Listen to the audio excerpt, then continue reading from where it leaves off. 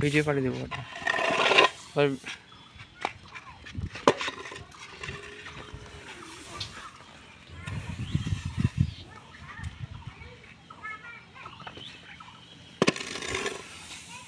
না এগুলা হয়েছে এবার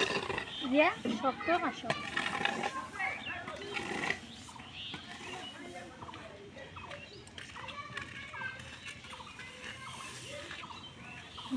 বাড়ি পাঠাবো না খালি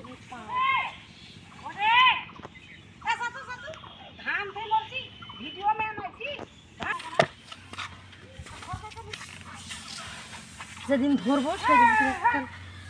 বলতে তারে কাজিস রাস্তায় না তাদের ভয়ে সে বাইরে থাকতো তো কি করার ঈদ চলে এসেছে সেজন্যে তাকে বাড়িতে আসতেই হবে ঈদ করার জন্য তার ফ্যামিলি সে কাজ করতেছে বাপের আবার ধানের আবাদের অভাব নাই